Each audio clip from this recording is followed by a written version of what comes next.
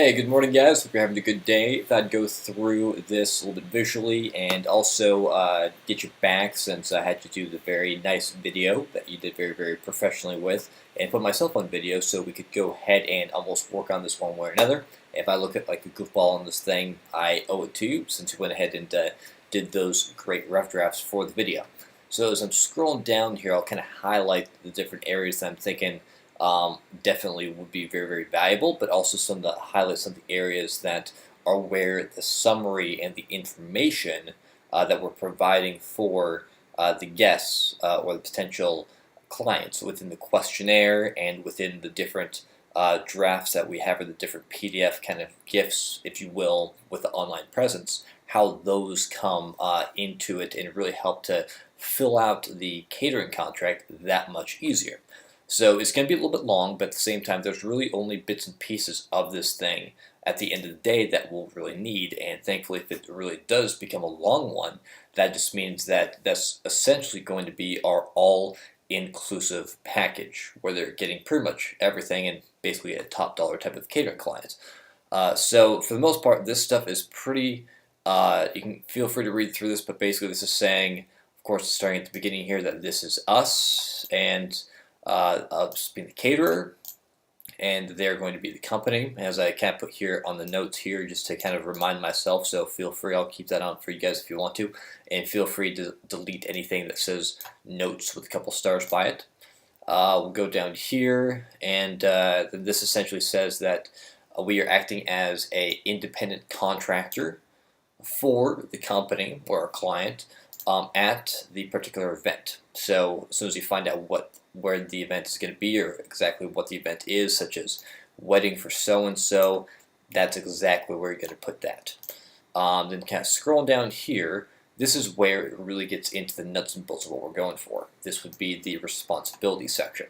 Now, because this part is rather long, this is exactly why we're going to incorporate a summary section for both you as well as the client to make sure everything is as simple as possible, smooth, and clear at the end of the day of what we're going to be responsible for, and also if there's anything that they are supposed to provide that would be in here. So once again, have the location or events that's going to be entered in there. Some of these things are also why we're putting the questionnaire together in the summary, such as this part of it is really essentially the bridezilla is kind of where this stuff comes in, of devoting as much productive time, energy, and ability to the performance. So if you have any questions about that, feel free. But how I'm reading B, C, and D is making sure that we set it up so that it's as effective and efficient for you as possible, and especially to make sure that we make it so that, of course, the bride, the client, has a great time with it, but also making sure that we are looking out for the amount of time that you actually put into the quote. So if there's a certain amount of times that you think would be wise to have a quote, to redo a quote so many times, then so be it. But if you do think that there should be a fee for, let's say, an unlimited amount of quote type of things, changes, then that would be something to think about, but that's kind of what this section is getting into. Let's see here. Some of the stuff is pretty explanatory, such as this one here, G. This to me, I will undo what I just did. There we go. This to me, remove or replace or correct any portion of the work. This to me, I suppose, is really how it reads. I feel that this is going after the menu changes, any item changes, and especially removal. I'm thinking that that could also go with any responsibility that they want to change and take away from the contract. Then we should have a certain time frame to where that could take place, or else it's set in stone once the contract is signed. Keep on going through here. This will be also very important for us. That again is kind of why I put in responsibilities with the catering summary at the bottom of it, but also the operations checklist. Is because this part right here says make reasonable efforts to accommodate the caterer's electrical needs, access to water, and provide the vehicle with access to that location. So again, through the follow-up, this will be explanatory, but That's also why it says there.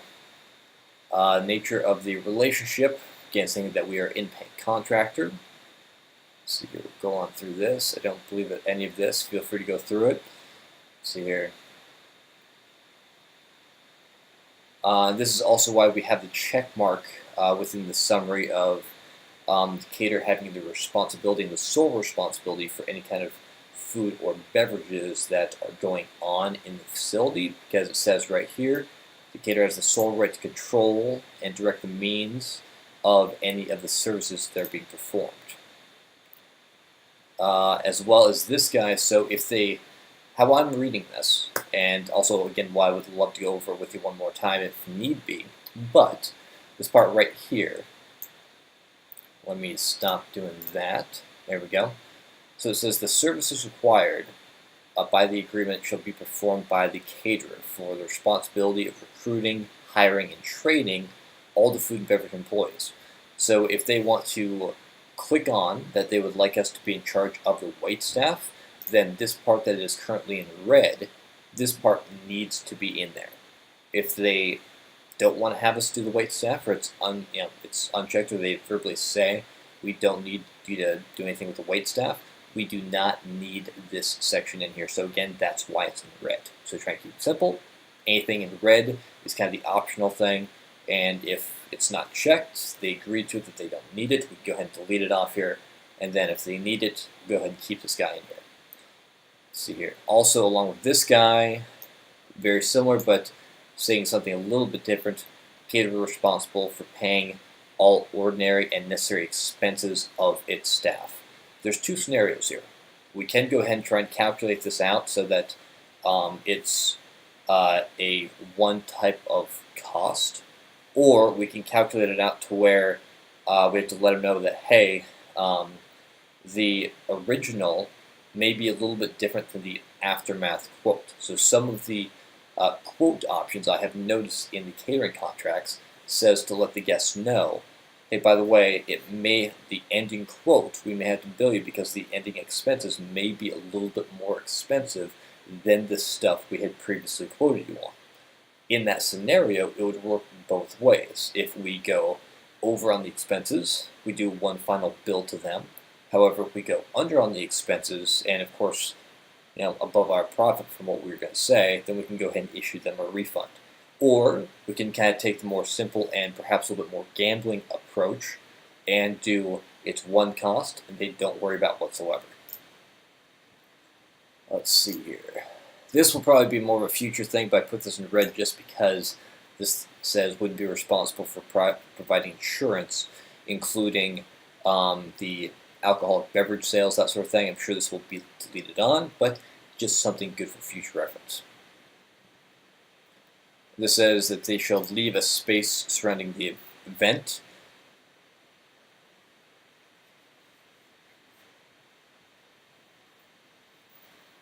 Okay, so F right here is also important, although I didn't put it in red. It says that the caterer shall leave the space in the surrounding event as it was found, and they will make the necessary arrangements for cleanup and removal.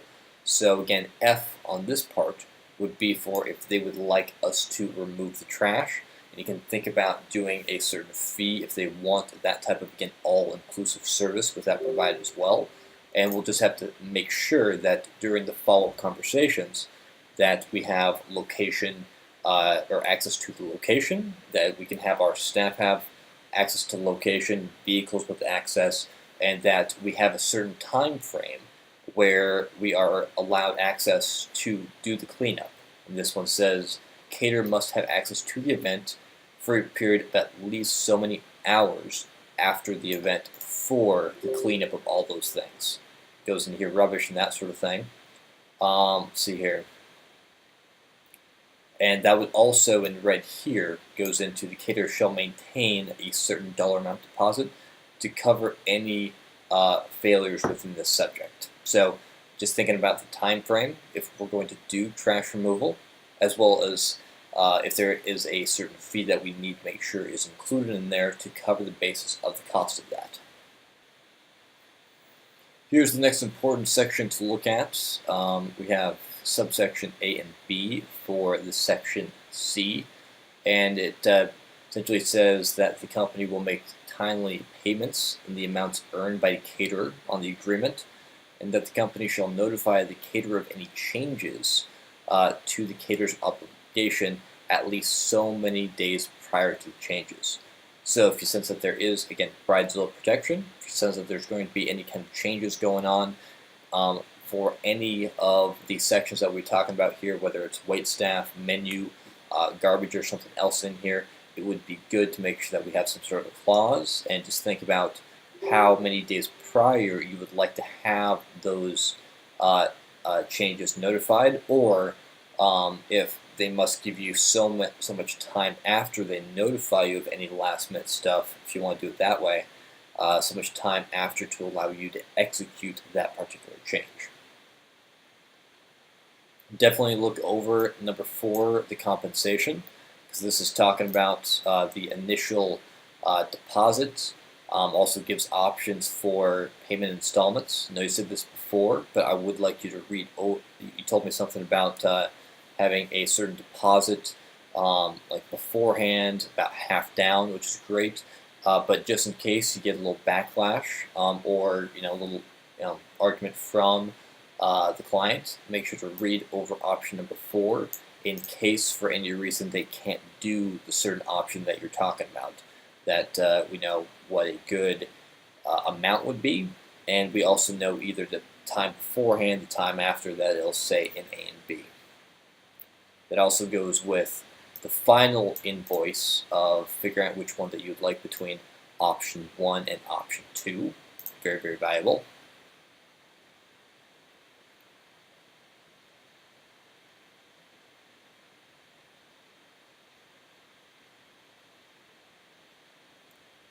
One to think about is the guest count. So this is number 5 underneath the number of attendees. And this says at least so many days before the event, the company agrees to inform the caterer of the number of persons expected at the event.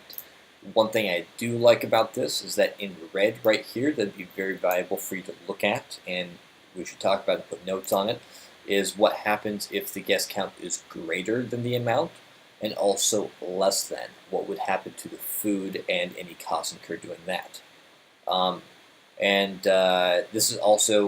This one's in the executive or the executive summary with a little check mark into it, but just keep this in mind to say, because it's really important, is outside food and beverages, that neither the company nor the guests can have, basically bring in or remove any beverages that the caterer, you guys are in charge of that decision.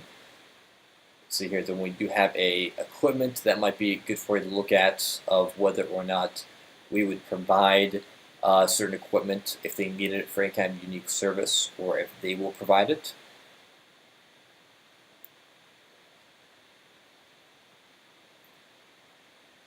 Another good section to look at is the term section, and this is the termination clauses of that if there's certain time or certain reasons why they would terminate it.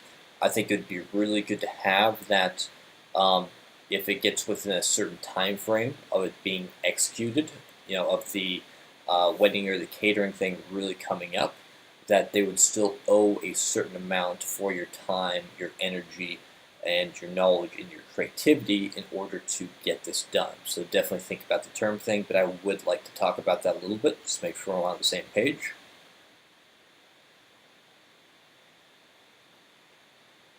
Going down here, Exhibit A is essentially what you're getting at with the executive summary that we're going to have, but this is really basically stating in within the contract. This is probably one of the sections that I would take a person through just a bit because it's more outlined, a lot cleaner, a lot simpler than the rest of the catering contract. Again, it's just summarizing the services performed, summarizing the compensation of which one they're going to do. Nice thing about this is most of your stuff is going to be a one-time event of a either deposit and then a payment full before the time of the catering event. In those cases, you can probably just go ahead and delete option 1 when you actually put the catering contract together for the client. Another one, great one, letter D, specifications. Just having a summary of what they are agreeing to have. And then there's another sample of what you can take them through to make sure that the catering information sheet corresponds with the catering information sheet on the executive summary that we've got. So this is essentially the template of where I got the last one. If you'll notice, the main differences with this one compared to the other one are that this one stops at the rentals required for it, and the other one I kept it going with the operation checklist, making sure that you had access to electricity, power, water, all that good stuff. So for the most part, that should be about it as far as going over the catering contract.